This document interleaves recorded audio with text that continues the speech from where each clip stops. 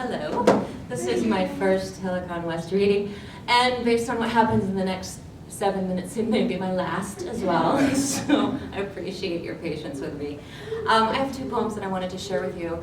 The first deals with trying to put into words the sense of loss when a decade-long marriage falls apart. And the second deals with allowing yourself to choose joy again when you're 40. So this first one is called Collapsing Metaphor.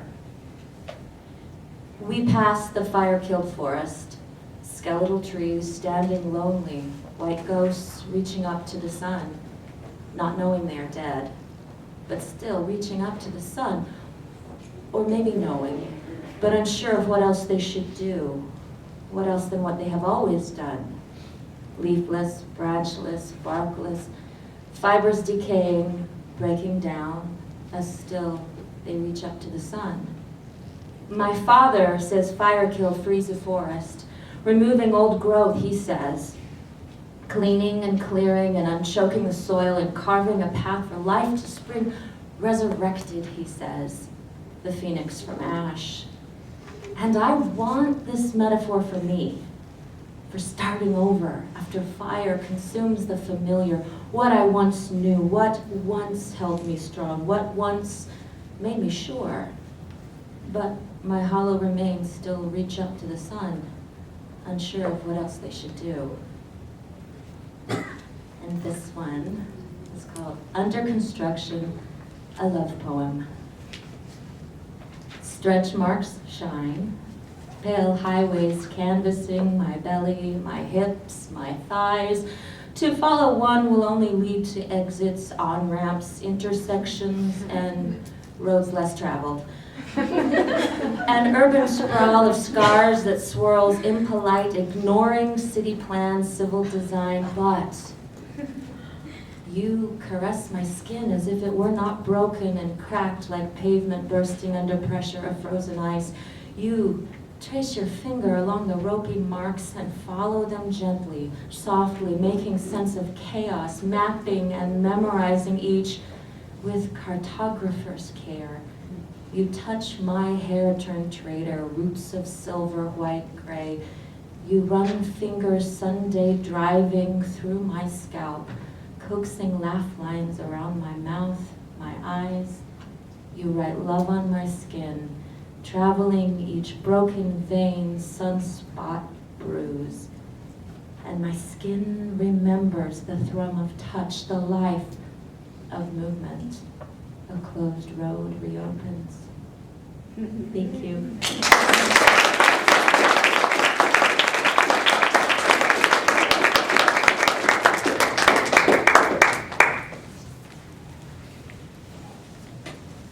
I was trying to write down really quickly one of those last lines, but I missed it. Would you repeat it for me? The broken line, sunspot, bruise one.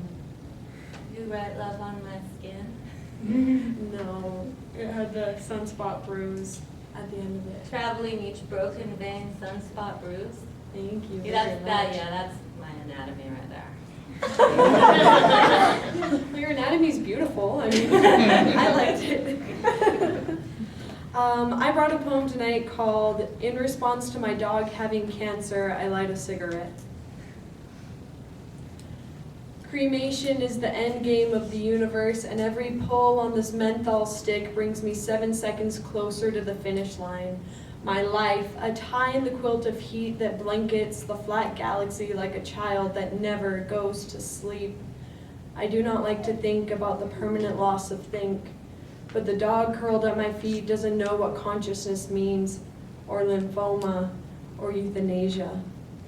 But what she does know is when she's cold, she can curl up in the sun, and when it rains, she can hold her piss all day. She knows that if she paws my legs, she will be pet, and she can nuzzle open the bedroom door and sleep on the soft blanket now. She knows she doesn't like to be near me when I smoke, but this week she is too tired to move. Together we watch my exhales bloom, explosions slither, sustain, drip snowflake ashes, and try not to think. Thank you.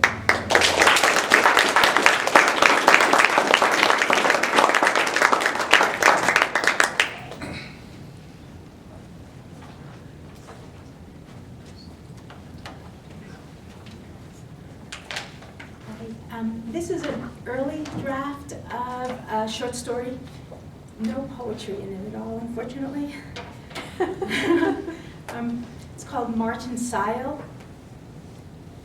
On the eve of his 47th birthday, Martin Sile, an actuary with Steadfast Insurance, decided to quit his job.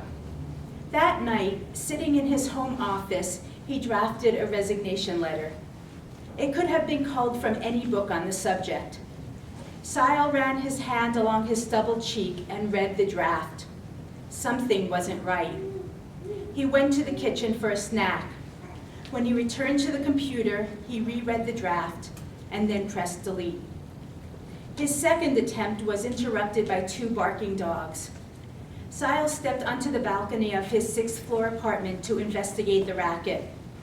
Across the street, a man was wrestling his hound from a stray. Sile recalled his mother, may she rest in peace, reading him an Aesop fable about a mastiff and wolf. He must have been 3 or 4 at the time.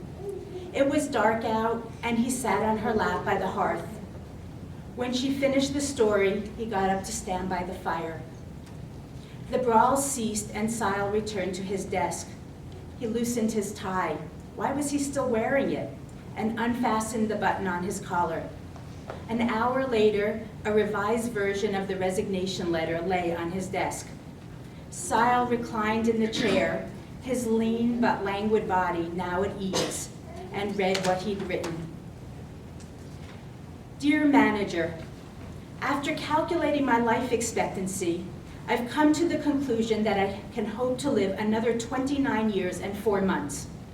Further, if I follow the latest financial recommendations to postpone retirement until the age of 67, I will have a mere 9 years and 4 months to live as I please. Think about it, Mr. Manager. How often have you heard people say, when I retire, I'll do this or that? Indeed, you yourself have said it many a time. But so often our plans for retirement involve the assumption that we'll be as able then as we are today. How many retirees have you known to backpack through Iceland or climb Mount Rainier? More often than not, and you can look at the statistics in those actuarial tables that sit on your desk, people of that vintage, and especially those who have spent their careers in offices as you and I have done, find themselves ridden with arthritis, diabetes, and whatnot. I have not hated my job these past 22 years, nor have I enjoyed it. Each day I spent at the office calculating the life insurance costs of this or that client, I've lost another day of my life. Further, I've resented the hierarchy of bosses and minions, and of finding myself on some vague middle rung, forced not only to obey your orders, but also to give orders to others. To be honest, I found the whole experience vile. I intend not to waste another day in these pursuits. Therefore, I hereby resign from Steadfast Insurance, effective today. Sincerely, Martin J. Sile. Sile folded the letter in thirds, tucked it into an envelope, and prepared for bed. He planned to get to the office early the next morning to place the letter on the manager's desk. Then he'd leave the building before others arrived. At 6 a.m., Sile awakened to the radio alarm clock broadcasting a program about the financial recession. He propped his pillow against the headboard and sat up to listen. What would be your recommendation for folks considering switching jobs? The correspondent asked.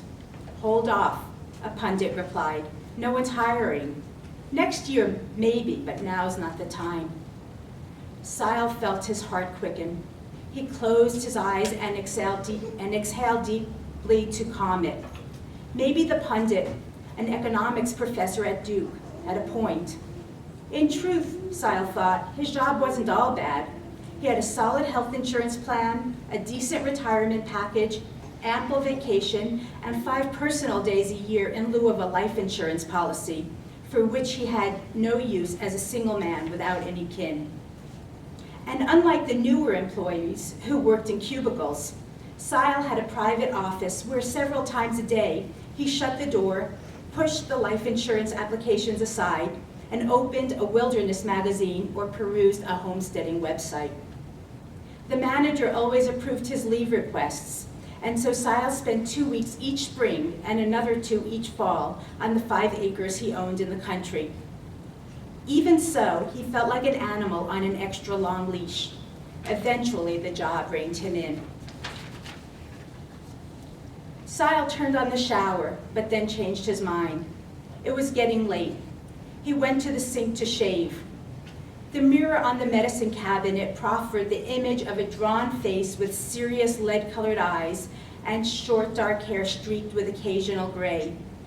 Sile squinted at his reflection, and it sent back furrows along temple and brow. The plow of time would not desist until the economy mended.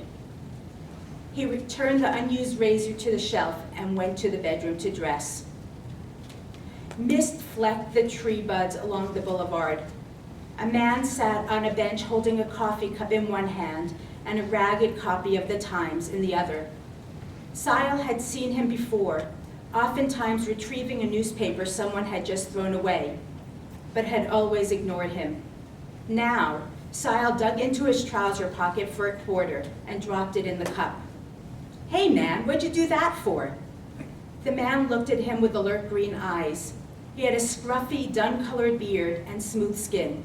He couldn't have been more than 40. "Looks like you might be going through hard times," Sile said. He fidgeted with the remaining change in his pocket. "Hard times? Yeah, it's hard times when someone throws metal in your brew. Now, how am I supposed to drink this?" "Hey, I'm sorry, I thought." "Never mind what you thought, it's what you did. Haven't you heard of SART?" "I'm sorry for what I did. Take this and get yourself another cup of coffee." Sile offered him the rest of the change. "Look, man, I'm not a beggar." The man poured his coffee under a tree, tossed the quarter to Sile. It landed at his feet. "But I tell you, you're going to be one, begging your boss for mercy if you don't get to work." "Well, as a matter of fact," Sile began. A gust of energy filled him, and he inclined toward the man to have his say. But the man had returned to reading the paper. Sile considered retrieving the quarter from the sidewalk, but left it and dashed across the street. The fluorescent lights in the lobby of Steadfast Insurance flickered and buzzed. A sign posted by the bank of elevators indicated that the building was experiencing a brownout. The last time this happened, he'd found himself stuck in an elevator with a panicked young woman who squawked that she just wanted to get to her desk. Cramped in that dim space, he'd marveled at the confines of her dreams. "My guess is you'll get there soon enough," he'd said. She yelled at him to shut up, and he did. Now he had no time for antics. He entered the stairwell and sprinted up 9 flights of stairs. The life insurance department felt tomb-like. Sile walked by several empty cubicles. They all looked the same: computer, telephone, printer. And the same too in the way each revealed the employee's private dreams. The woman who used the first cubicle had lined the walls with family photos. The man who used the second had a fishing calendar hanging from a hook. Sile leaned in and saw that the man had marked the calendar with upcoming trips. The third cubicle, shared by 2 young interns, displayed football icons on one side and inspirational quotes on the other. Sile entered his office. Was anything worth taking? He considered the electric coffee maker on the shelf. No, he'd have no use for that in his new life. How about the model cabin that stood on the desk? He'd built it in a woodworking class shortly after graduating from college. The class had been a treat after 4 years of required courses, most of which had failed to ignite his zeal. He lifted the cabin, but then set it down. It struck him now as a feeble proxy, no more real than the cell phone and office key he placed beside it. He ran his fingers through his hair and scanned the office. Then he stepped into the hallway and pulled the door shut. Footsteps echoed nearby. Sile pressed on the door handle, but his office was locked. He'd hoped to accomplish his task without idle exchanges. Small talk irked him with its levity and lies. He resolved to curtail it. A janitor walked by. Sile nodded and his shoulders relaxed. They remained that way until he approached the manager's office and knocked on the door. No answer. He knocked again. The wall clock above the receptionist's desk read 8:52. Sile inched the door open and breathed a sigh of relief. He removed the envelope from his jacket pocket and placed it on the manager's desk. Then he dashed out of the office and down the 9 flights of stairs. When he exited the stairwell, the manager's aftershave drifted toward him. Sile turned back, but to no avail. "Hey, Sile, practicing for when we need to live off the grid?" The manager stood by the bank of elevators holding a large cup of coffee. "Not a bad idea." Sile offered the hint of a smile. The manager's voice rose a notch. "Aren't you going the wrong direction?" "Coffee pot's on the fritz. Gotta get some Java." "I hear you, man." The manager extended his cup toward Sile as if making a toast. "See you upstairs in a few." Sile strode through the glass doors of Steadfast Insurance and into the vibrant spring air. That's the end of part 1.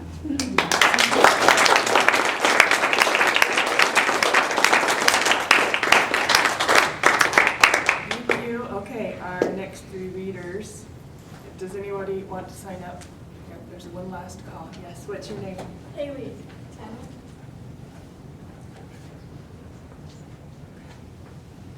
Anybody else? Kendall? Okay, anybody else? All right. So our next 3 readers will be Diane Hardy, Ronald Jensen, and Teresa Dyer.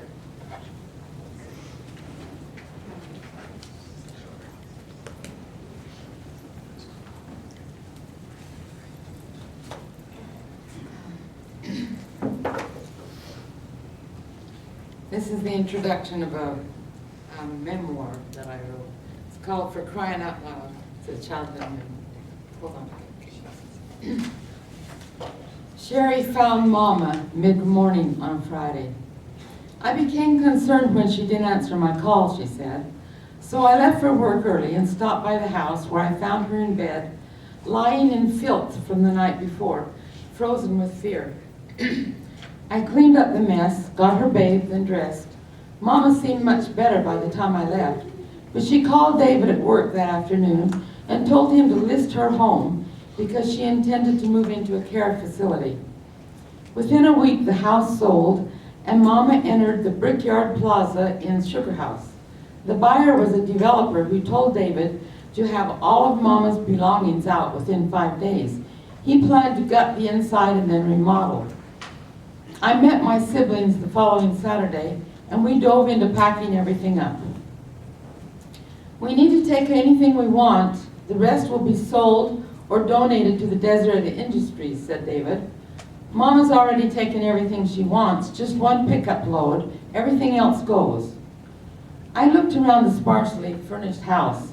Aside from the worn couch and kitchen table, there was little else. David said he had taken Mama's bed for her to her new place. She also took 2 boxes of books, a little bedding, her pajamas, and 3 or 4 outfits. What was left were hundreds of books, at least 15 full bookcases, enough to occupy the 5 of us all day and then some. Wait, where's Daddy's rocking chair, I asked. You're just missing that, Diane, Connie asked. Mama got rid of that the day after Daddy died. Gave it to the next door neighbor, didn't even ask us kids if we wanted it. I took his glasses, and David took his wallet. Scott wanted his old work boots. And I don't think there was anything else. Within a week, you couldn't tell he had ever lived here. Let's start with the pictures, because there's at least a dozen albums to go through, Sherry said. You know how Daddy loved photography. We can take turns picking what we like. She chuckled. Look at this one.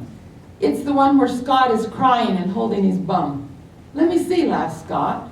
I remember that picture, David said. We gave it to Daddy for his birthday, and he hung it up over the Davenport. Showed it to everyone that came to the house, even the Fuller Brush salesman. I guess I don't remember it, says Scott. Well, you're only 3, I said. Mama decided to get a real picture of us kids, not just one taken by Daddy. So we dressed up and walked down to the photographer's studio. Yeah, Scott, we couldn't go in the car because you bawled every time we rode. thinking you were going to get a shot," said Connie. "We looked like a parade with Mama marching us down Main Street. When we got to the studio, you took one look at Mr. Thorne, started whimpering, and wouldn't get off Mama's lap. So she had to be in the picture wearing her house dress." "Looks like Mary was gone by then," said Sherry. Connie snorted. "Gone crazy, you mean? Have you heard from her, Diane?" "Not in the last 40 years. "Maybe she's dead," said David. "No, I get a Christmas card from Rod every year. I'm sure he'll tell me when his mother dies." "Let's hope so," Connie said. For the next 2 hours we divided pictures. Then Sherry went to clean out Mama's bedroom, and the rest of us started packing boxes of books. "Look," Sherry announced a minute later. "This scrap was in the back of that chest of drawers. It's a poem in Mama's writing." And she read, "One ad. One half-old woman, bound in legality bittersweet, claims 6 living children and 1 tubal pregnancy terminated without labor. Seeks meaningful employment."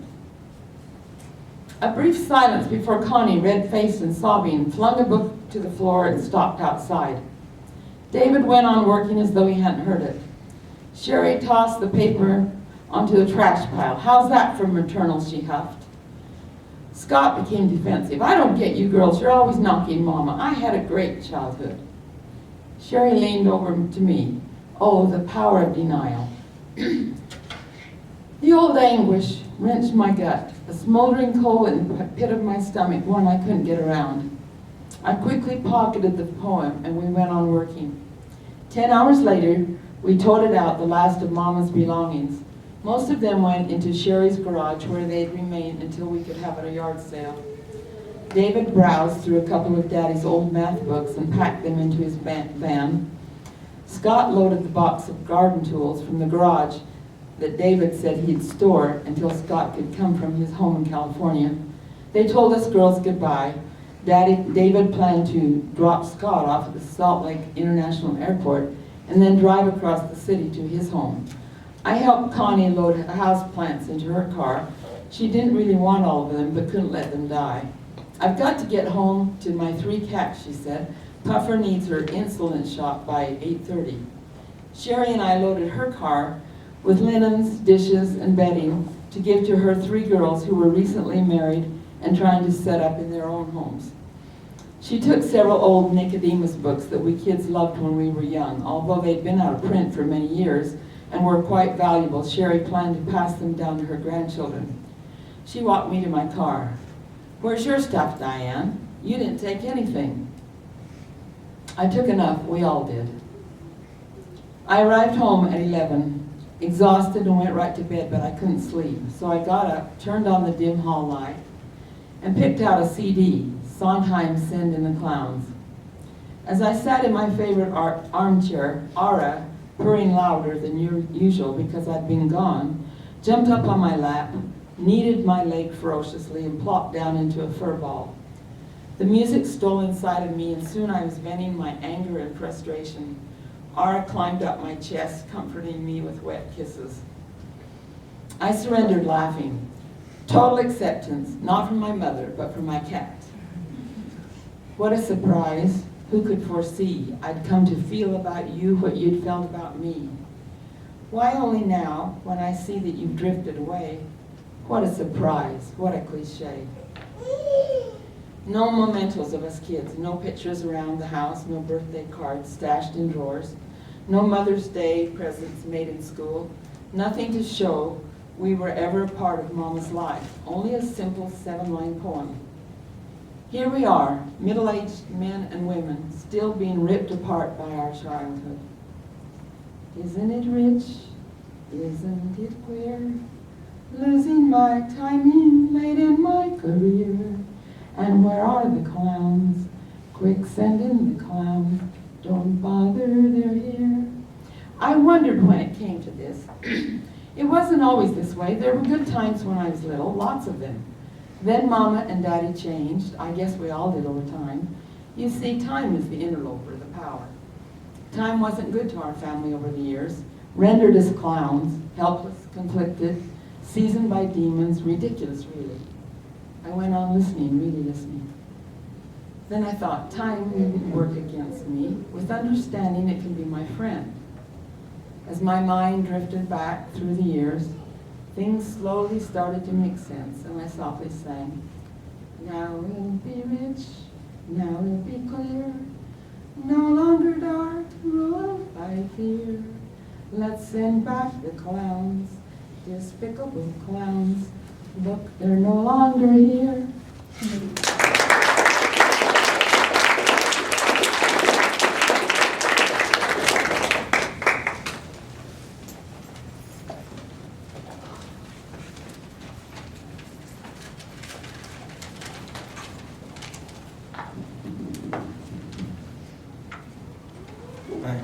Hi, Ronald. Turn back the clock. If only I could turn back the clock.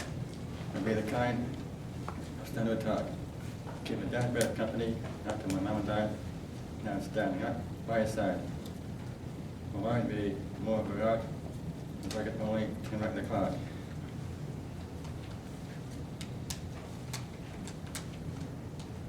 A few years ago, on that doesn't matter. They say when it rains it pours, and bad things come in trees. I'll show you how hard it's happened with me. First I had a mother, the kids that I know, dying in an accident. That was the time I let them go. And another child I knew died at age 8, coming from a trip, and didn't end great. Then the top of my love, and the worst by far, was seeing in the death of my brother-in-law. And that's how it was. So yes, I'll just repeat. You have to know the bitter, to appreciate the sweet.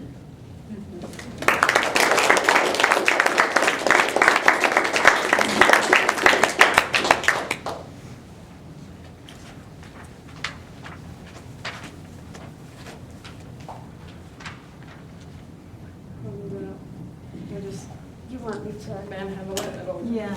Oh, John will do it. That's probably even good. I just.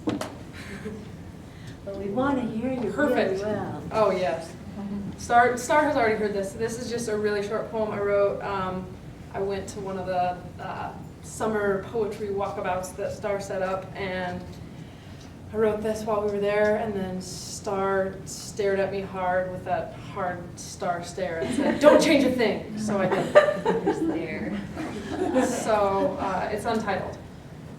Summertime seeps like dripping water, rolls off the round bodies of red raspberries and through tilted little ladders of holes into the ditch water sink bottom. But some drip droplets cling to the dark, sweet things, bend into memories of lava tag on the playground with a little sister, later waving goodbye as I drive up the lane and she drifts toward adulthood, age 10.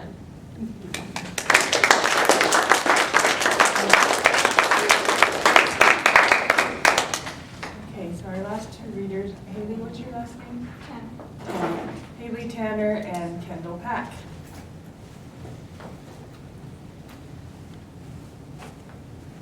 Okay, so this one's called Conscious. I'm trying to be more conscious of myself, because yesterday I caught my fingertips on the edges of you and didn't mind the blood. I didn't mind the knee scrapes or the vision problems. If all it meant you'd stick around longer, I'd be fine. I'm fine. Don't worry, it's just a little blood. I'm fine. I'm trying to be more conscious of myself, more conscious of my skin and the fact that it has a low-paying job, keeping everything in, but still shows up on time every day. And that my blood has to constantly focus on going to the right places and making sure that my brain gets enough while checking my heart doesn't get cut off completely. Oh, but don't forget about my arms. Please, my arms, make sure that they get circulation because they're not encircled as often as I'd hoped. And please remember to stop by my hands so that he'll still hold them.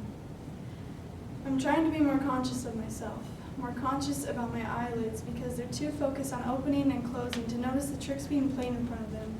But don't blame them. I'm the one that can't stop volunteering from the audience. I'm trying to be kinder to my hands when I rub them raw. They're just hands, empty or not, they're just hands. And I don't know how my ribs haven't capsized yet. The renovations haven't been touched in years. But I'm fine. Don't worry, it's just a cracked rib. I'm fine. I'll be fine. I've been making it complicated since 1996. And please see that isolation is underrated, just like the way that you leave your conscience at the door. I know you think that will help not tracking the blood, but it's already all over the floor, along with the lies that came crashing down the second we saw through them. And I know you add just kidding to everything to hide, but there's no shadows to start or to step into anymore. So honey, please, will you grab the Band-Aids from the top shelf? I'm starting to bleed out. Wow.